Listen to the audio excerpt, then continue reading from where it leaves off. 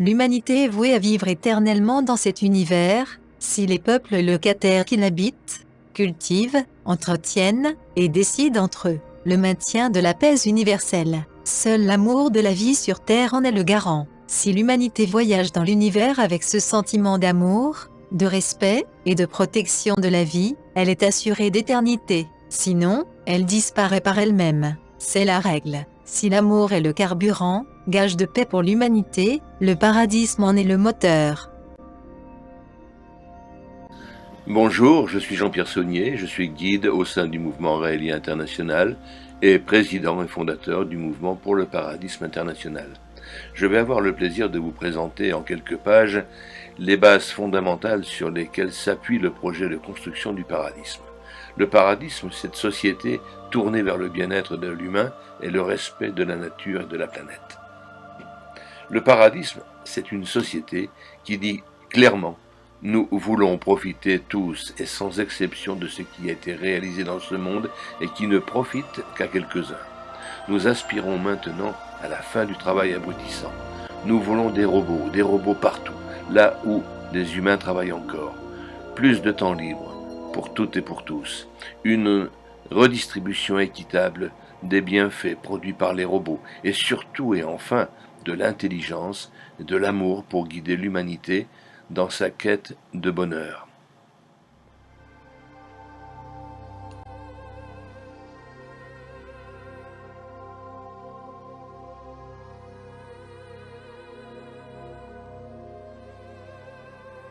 Alors après cette petite introduction, on va découvrir ensemble le paradisme et ses fondements.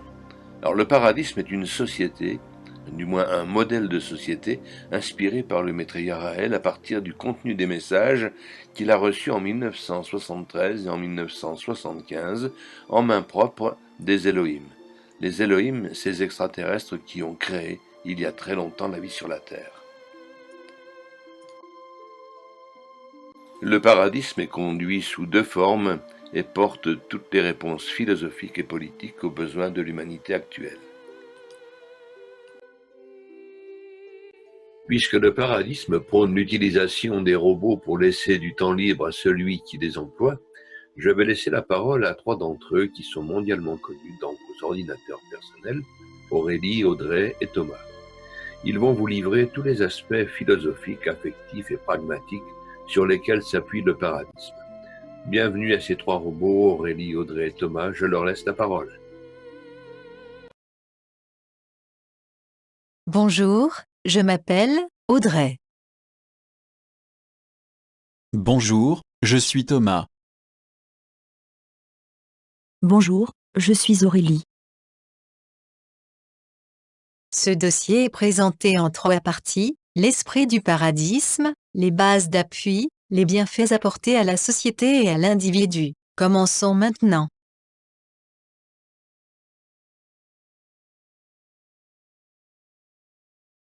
L'aspect philosophique est conduit par le mouvement raélien international. Il exprime la place de l'humain sur cette planète, et aussi dans cet univers infini qui nous porte, et qui nous compose. Il livre à partir de ses révélations, la raison de notre existence dans cet univers. L'aspect politique est très pragmatique. Il est conduit par le mouvement pour le paradisme, parti politique indépendant. Ce parti définit la structure d'une société qui place avant toute chose l'humain au centre des préoccupations de la société. C'est une proposition de modèle qui peut nous aider à franchir le cap difficile que nous sommes en train de traverser.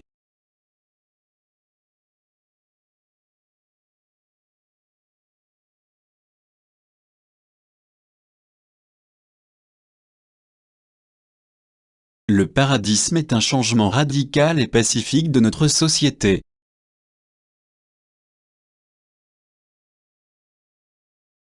Le paradisme s'appuie sur 5 points fondamentaux, sur lesquels vont s'opérer les changements: l'amour, le progrès, le partage, la guidance, le bonheur.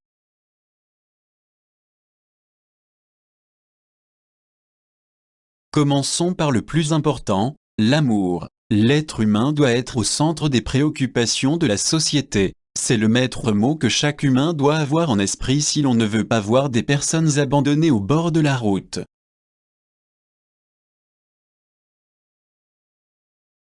Ensuite, si l'on veut un véritable changement positif dans notre société, c'est le progrès ensemble. Le progrès, c'est développer la science, et implanter au maximum les nouvelles technologies et les robots libérateurs du travail contraint, là où des humains travaillent. C'est enfin donner du temps libre à chacun. Le partage est la suite logique des deux précédents piliers. Assurer mondialement une redistribution équitable de la connaissance et des technologies, c'est bien sûr redistribuer les bienfaits vitaux et de luxe produits par ces technologies.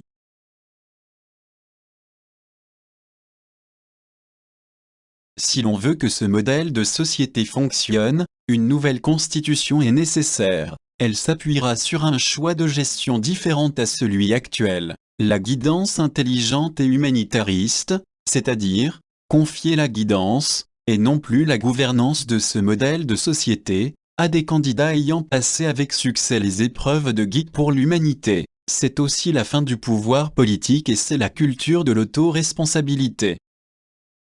Le bonheur, c'est la conséquence ou plutôt la résultante des 4 piliers précédents. Juste pour mémoire, le bonheur ne vient pas de l'extérieur à soi, il vient de l'intérieur, du plus profond de soi. Chacun d'entre nous est responsable de la qualité de son propre bonheur. Le modèle du paradisme, lui, doit créer et maintenir un climat de bien-être mesurable, un climat favorable au plaisir de chacun, un climat qui donne plus d'élan à la culture personnelle du bonheur, et, ce qui est important, participe à celle des autres.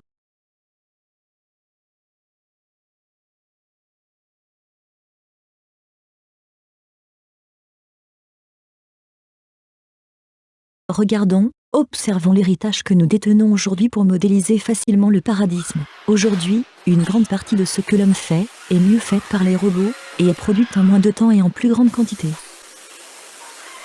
Tout ce que peut faire un être humain pourra dans un avenir très proche être mieux fait par un robot, travail manuel, services, interventions intelligentes.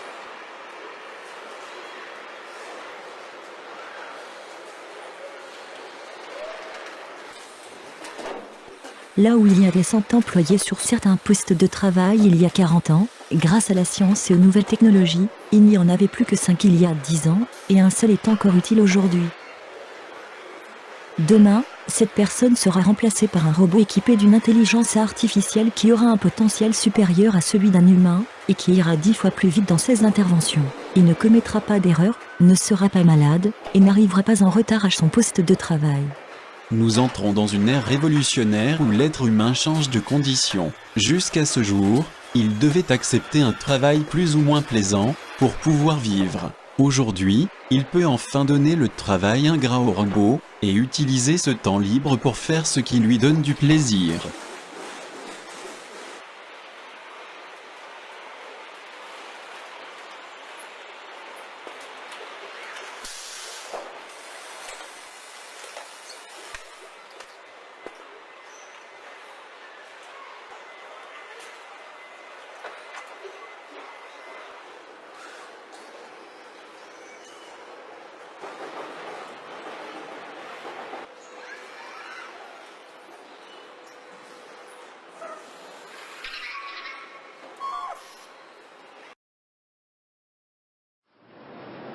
Les conséquences de cette nouvelle situation, fini la fatigue, fini le stress dû au travail, plus aucun accident ni aucun mort sur les lieux de travail, disparition des maladies professionnelles, seulement le plaisir pour l'employé, de ne plus aller au travail, et de s'adonner à une vie plus harmonieuse.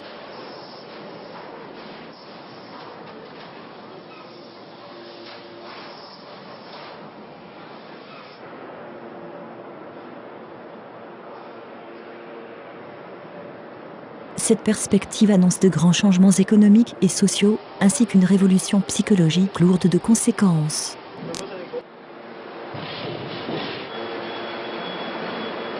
Un grand nombre de paradigmes vont être remis en question, tant en industrie que dans la vie pratique et spirituelle des gens, ainsi que dans leur intimité.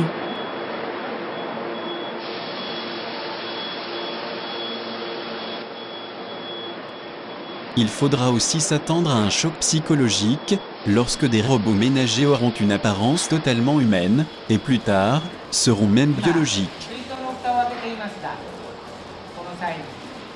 アシモは指の力センサーの値を用いて5本の指をその力を均等にかけて回しています。こうやって蓋を置いている時も力センサーの値の変化でアシモは置いたことが分かっています。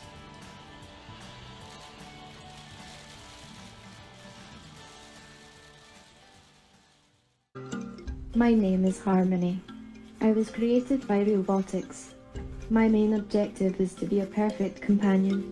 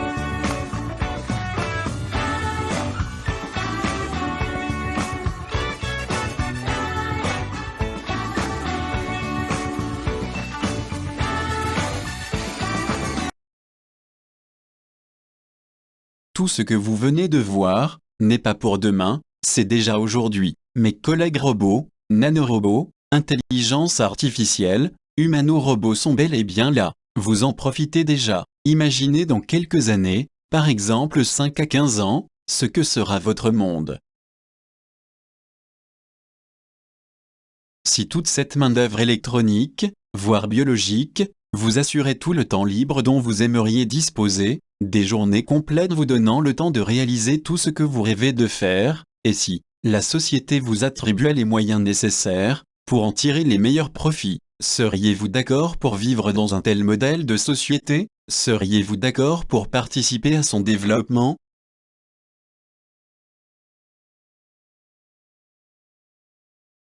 Pourquoi ne pas commencer dans ces conditions par faire tomber le premier paradigme, la sacralisation du travail? Au lieu de ne faire que travailler pour amasser de l'argent, les humains ne pourraient-ils pas laisser les robots accomplir tout le travail à leur place, en tirer profit, et consacrer ainsi leur vie à faire ce qui leur fait plaisir? Si nous laissons le progrès se développer, qu'on le veuille ou non, il en sera ainsi. Pourquoi attendre?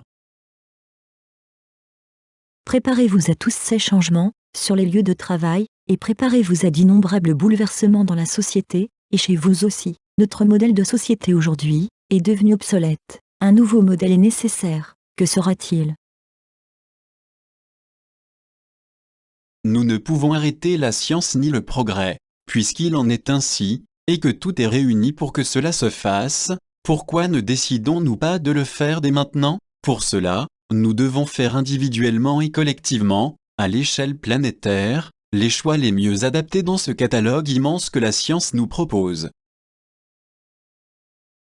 Par exemple, 1. Assurer grâce aux technologies nouvelles, la base vitale de chaque individu sur toute la planète, c'est-à-dire tout d'abord, en remplissant les besoins physiologiques et de sécurité de chacun, voire la pyramide des besoins de Maslow. 2. Favoriser le vivre ensemble dans la paix grâce à une redistribution équitable du progrès et de ses bienfaits.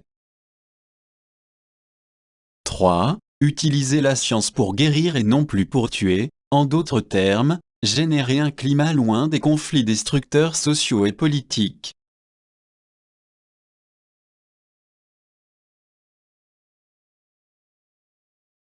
La paresse n'est-elle pas l'utilisation intelligente de l'énergie? De tout temps, l'être humain a ressenti qu'il était né pour autre chose que de s'échiner au travail.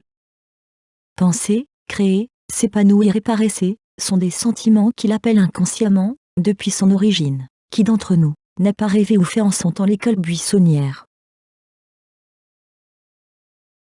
On ne parle pas ici de fainéanter, mais de paresser. Fainéant, qui signifie « ne fait rien ». Paresseux, qui veut dire « ne se fatigue pas ».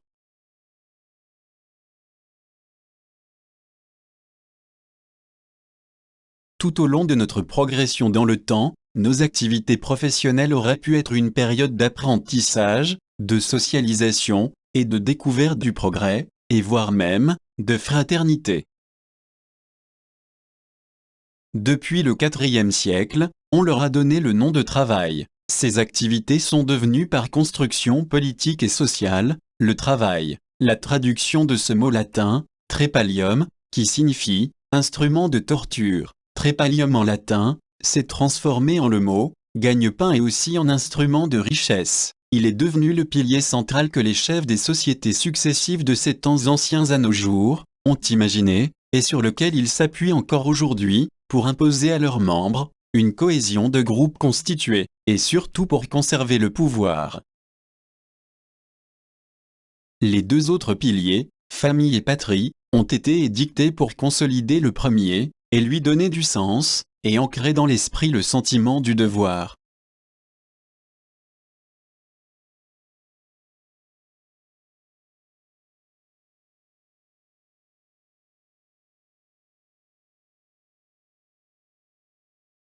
Le travail contraint est pour toute civilisation qui se développe, un passage à travers les diverses possibilités qui se présentent à elle, dans le temps. C'est un choix de société.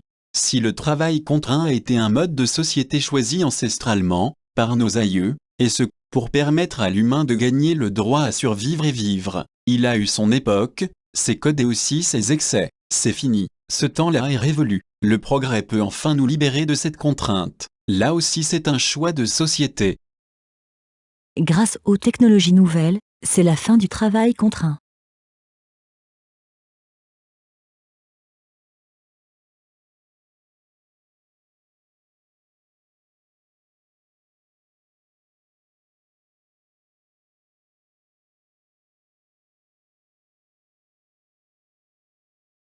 Obtenir du temps, grâce à la science et à la technologie pour exercer ses talents de créatif, faire de la recherche, des études, pratiquer un art, un sport ou encore méditer, et consacrer du temps à son développement personnel, s'épancher amoureusement, ou encore, aider les autres, et cela, quand bon lui semble.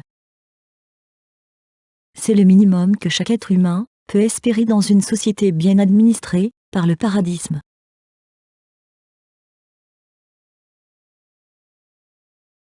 Le paradisme, une société qui se mérite. Ici, nous allons parler de la transition de l'humanité, de notre époque, celle du capitalisme effréné à une autre à venir au plus vite qui sera plus humanitaire, le paradisme, un modèle de société humanitariste, c'est-à-dire qui s'engage complètement dans l'amour de l'humanité et à son service. Avant d'aller plus loin dans cette présentation, il faut s'arrêter un moment pour découvrir une règle, probablement universelle dans l'espace infini, qui nous entoure et qui nous compose. À ce niveau de connaissance et de progression de votre humanité, dans laquelle je ne suis qu'un robot, il faut savoir qu'il y aura, suite à cette transition, un après fantastique. Et on peut supposer que s'il n'y a pas de transition, il n'y aura plus rien du tout. Le sujet est très sensible. Une explication pour comprendre cette transition est nécessaire.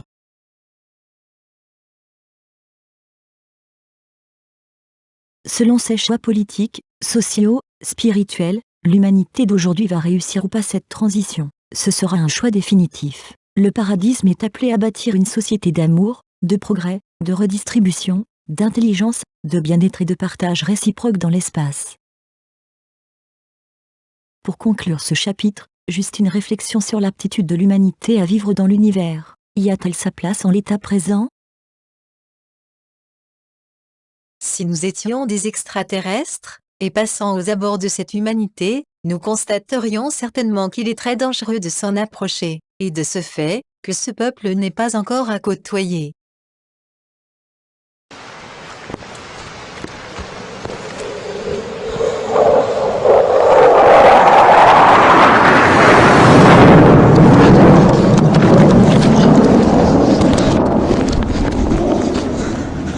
Après ce petit clin d'œil adressé à vos frères aînés de l'espace, et une demande sincère d'être encore un peu patient pour un prochain contact officiel, passons ensemble les différents points de base contenus dans le paradisme. On y va ?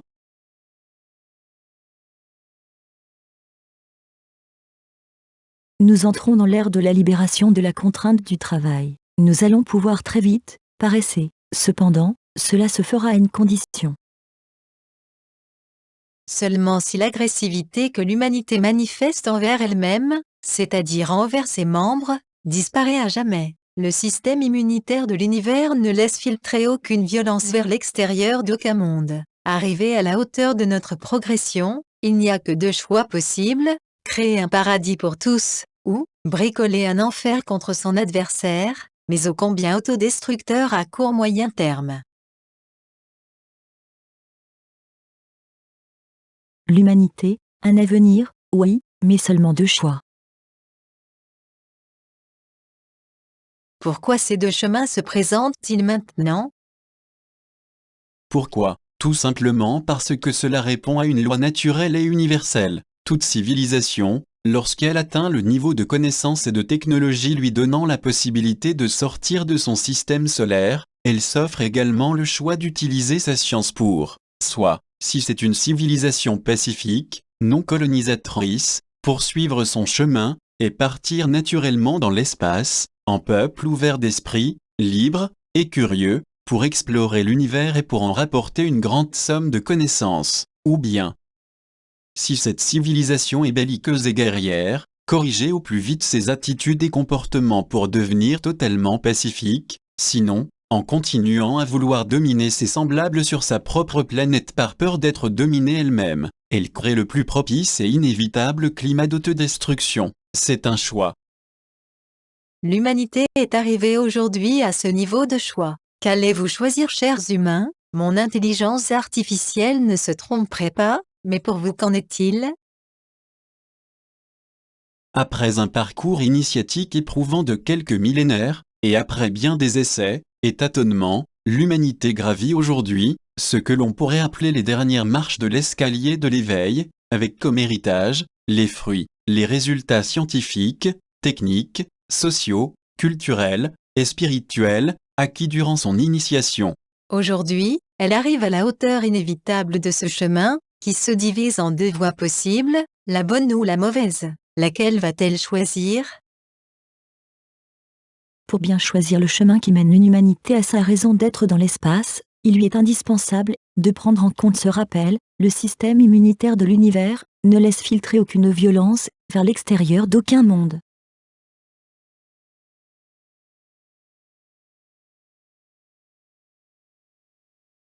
Si la violence naît au sein d'une humanité sur une planète, et s'il n'y a pas la volonté humaine pour l'interrompre, elle se développe toujours un peu plus, et ce jusqu'au moment où cette humanité a accumulé une puissance scientifique et technologique colossale, la rendant capable de partir dans l'espace. Cette puissance phénoménale pour de tels projets est aussi une puissance potentielle de domination de ses semblables. La tentation est forte et peut être vite franchie. Là est le danger le plus grand, car les tensions devenues insoutenables de part et d'autre, peuvent à tout moment, dans une folie globale, exploser et détruire tout, l'humanité tout entière, elle-même y compris. La violence ne peut ainsi sortir de sa planète et devenir un danger pour l'univers infini. Les symptômes qui conduisent à l'autodestruction commencent comme une forme de suicide chez un individu. Autodestruction égale à suicide collectif, une situation difficile à régler, un déclin mental des chefs et du peuple conditionné, un très fort malaise social puis, la culpabilisation de l'auteur du malaise, menaces et violences guerrières envers le coupable potentiel qui, rapidement vont dégénérer en conflits généralisés, anéantissement et sacrifice extrême de tout ce qui reste debout. Ne sentez-vous pas ce parfum particulier qui s'approche de l'humanité? C'est maintenant, nous y arrivons. Si vous ne souhaitez pas que cela se produise, qu'allez-vous tenter?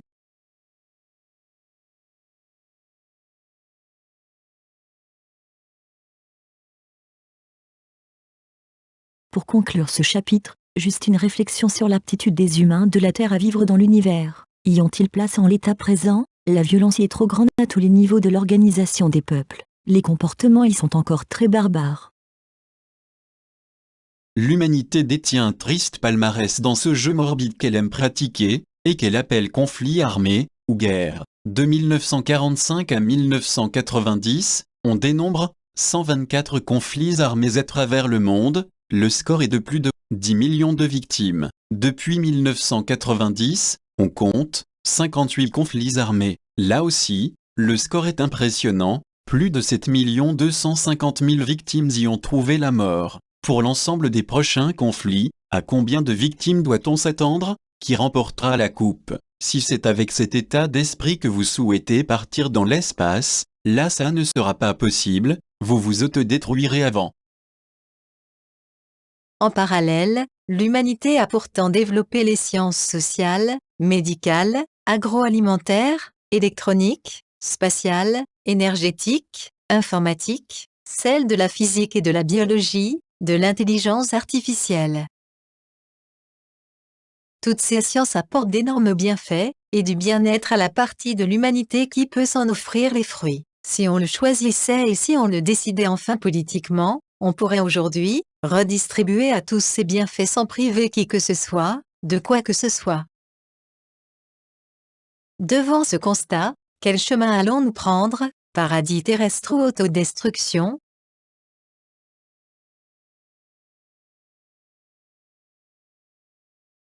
L'humanité, entrée dans le paradisme ou pas? Sur ce cadran, nous sommes à 2 minutes 30 de l'autodestruction. Ça semble très serré pour réussir notre entrée.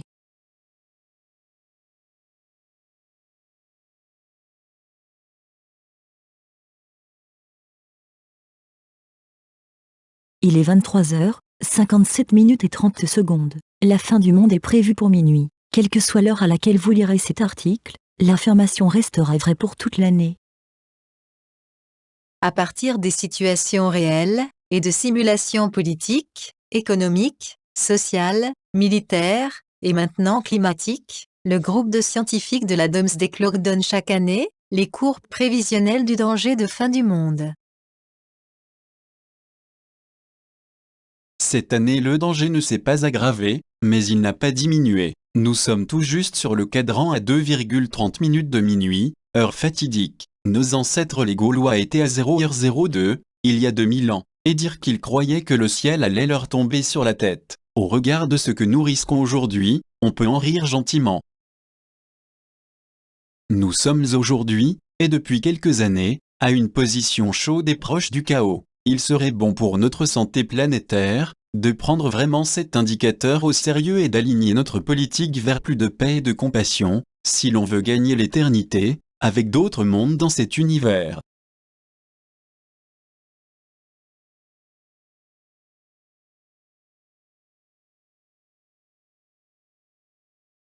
Un avenir extraordinaire, sans peur. Oubliez toutes ces peurs, peur de l'inconnu, du futur, des différences, d'entreprendre. Faites-les disparaître. Apprenez à vous épanouir, et à faire, un, avec vos semblables et avec l'univers.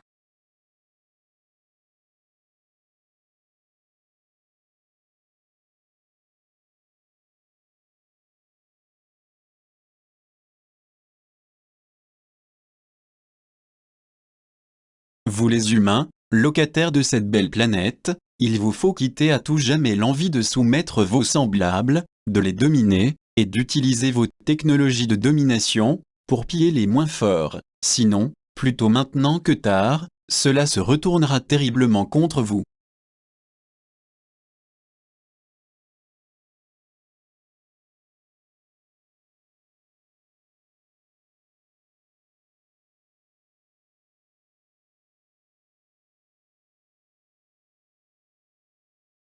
Ne seriez-vous pas mieux inspiré, si vous utilisiez cette technologie pour produire les heureuses réponses attendues par toute l'humanité?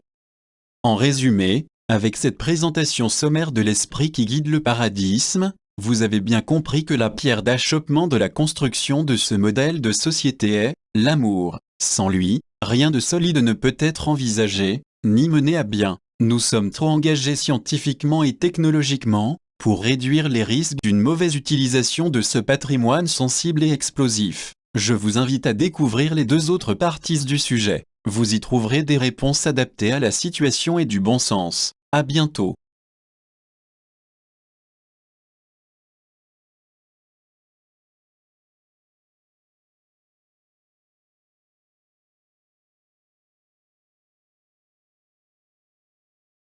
Quand l'amour devient la loi, nous n'avons pas besoin de gouvernement, nous n'avons pas besoin de police, nous n'avons pas besoin de loi.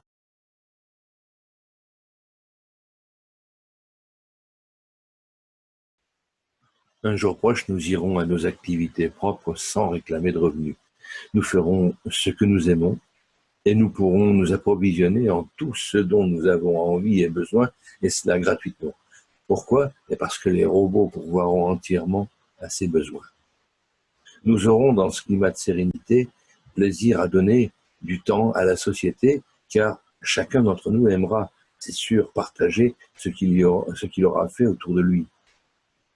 Nous entrerons ainsi dans la société des vraies valeurs. Ce sera l'ère du temps libre, l'ère du paradisme.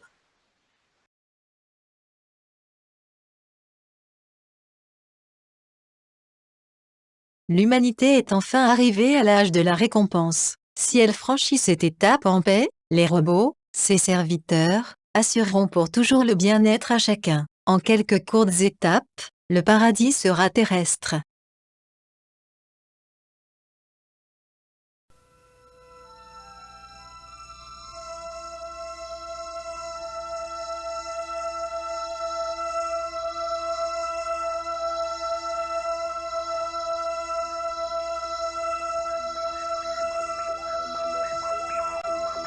Êtes-vous OK pour mettre la main à la pâte pour bâtir une telle société? Si oui, alors n'attendez pas. Mettez-vous à l'œuvre tout de suite. Commençons ensemble par les 4 premières étapes. Redéfinir une politique démographique d'un enfant par couple. Ça, c'est vital. Modéliser l'allocation universelle de bien-être, l'aube. Parce que là, c'est quand même la sécurité pour chacun d'entre nous. Refondre l'héritage, c'est équilibrer le social, l'économie. Développer l'installation des outils libérateurs de travail, ça c'est offrir le temps libre, la liberté pour chaque individu. Bienvenue dans le projet du paradis.